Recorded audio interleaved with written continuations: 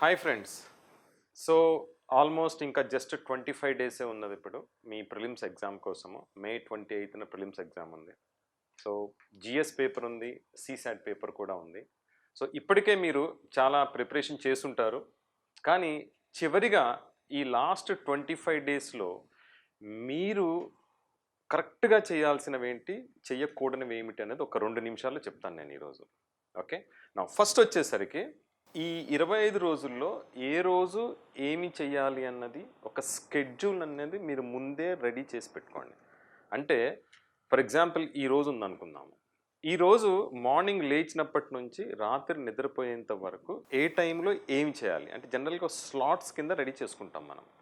2 hours slots చేసుకుంటాం మామూలుగా. ఈ లాస్ట్ 1 ఇయర్ నుంచి ప్రిపరేషన్ చూసుకుంటే మీరు జనరల్గా 2 అవర్స్ స్లాట్స్ చేసేవాళ్ళం. కానీ ఇప్పుడు లాస్ట్ మినిట్ రివిజన్లో 2 అవర్స్ స్లాట్స్ చేయటం అనేది కొద్దిగా కష్టం అవ్వచ్చు. అందుకోసము మనము ఒక 4 అవర్స్ ఆర్ 5 అవర్స్ స్లాట్స్ చేసుకుంటే బాగుంటుంది. సో ఇప్పుడు చాలామంది ఏంటంటే లాస్ట్ మినిట్కి వచ్చాం కదా, మనము కనీసము డైలీ ఒక 15 అవర్స్ 18 అవర్స్ చదవాలి అని అనుకుంటారు. అంత అవసరం రాదు. ఈ లాస్ట్ 25 డేస్ అవ్వటం వల్ల మీరు కొంత ఎక్కువ చదవండి. ముందు ఒక 8 to 10 అవర్స్ చదువుంటే ప్రతిరోజు, ఇప్పుడు ఒక 12 అవర్స్ టు 13 అవర్స్ 14 అవర్స్ వరకు చదవచ్చు, తప్పేమీ లేదు. కానీ ఆ 12 అవర్స్ని 13 అవర్స్ని కూడా మీరు స్లాట్స్ కింద డివైడ్ చేసుకోండి. సో ఈ స్లాట్స్లో ఏమిటంటే ఫర్ ఎగ్జాంపుల్ మార్నింగ్ ఒక 4 అవర్స్ స్లాట్ పెట్టుకుంటే అఫ్కోర్స్ ఆ 4 అవర్స్ని కూడా 2+2 కింద డివైడ్ చేసుకోవచ్చు మీ కన్వీనియన్స్ ప్రకారము. బట్ ఆ 4 అవర్స్ జనరల్ స్టడీస్ చేసినప్పుడు మీరు ఖచ్చితంగా జనరల్ స్టడీస్ కాంపోనెంట్లో ఏదన్నా ఒక టాపిక్, పాలిటీ అంటే పాలిటీ చదవండి, జాగ్రఫీ అంటే జాగ్రఫీ చదవండి.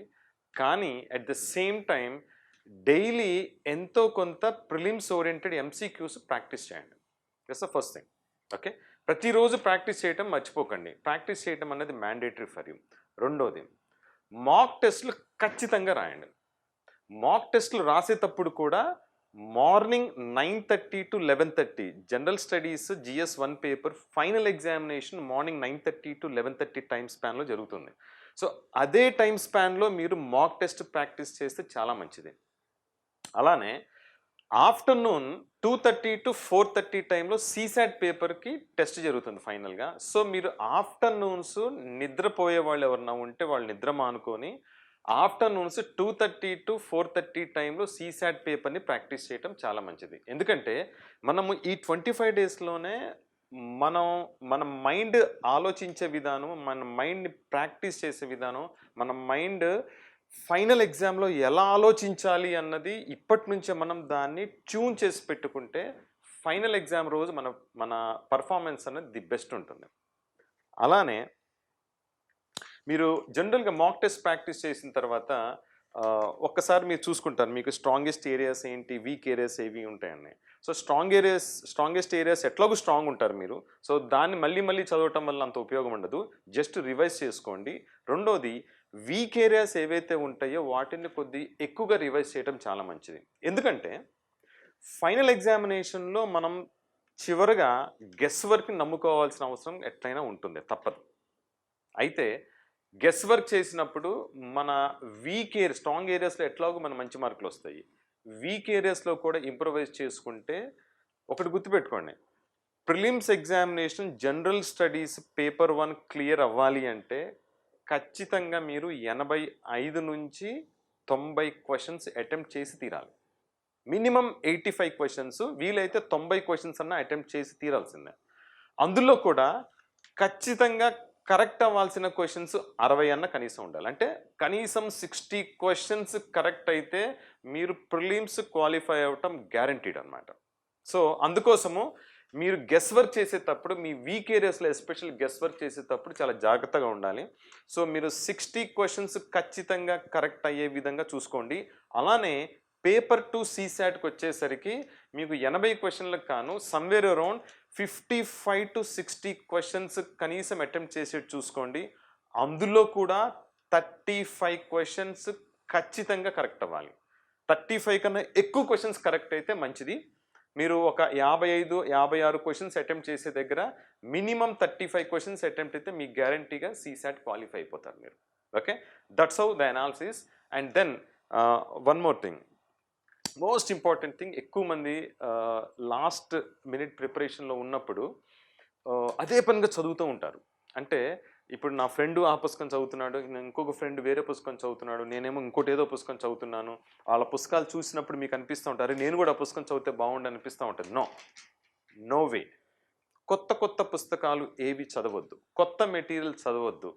మీ ఫ్రెండ్స్ చదివినా కానీ మీరు మాత్రం చదవకండి. ఎందుకంటే ఈ టైంలో మీరు ఇప్పటి వరకు ఏవైతే చదివి ఉన్నారో వాటిని రివైజ్ చేసుకోవటం అన్నది చాలా important.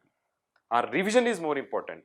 More the number of revisions better would be your performance in the final examination. So కొత్త పుస్తకాలు ఏవి చదవండి. కొత్తవి చదవాలి ఏదన్నా అనుకుంటే మాత్రం అది కరెంట్ అఫైర్స్ తప్ప ఇంకా ఏవి ఉండకూడదు. మీ traditional topics like polity, economy, geography, history and then science and technology కానీ, లేదంటే ఇంటర్నేషనల్ రిలేషన్స్ కానీ, ఏవైనా కానీ మీరు కొత్తవి చదవద్దు.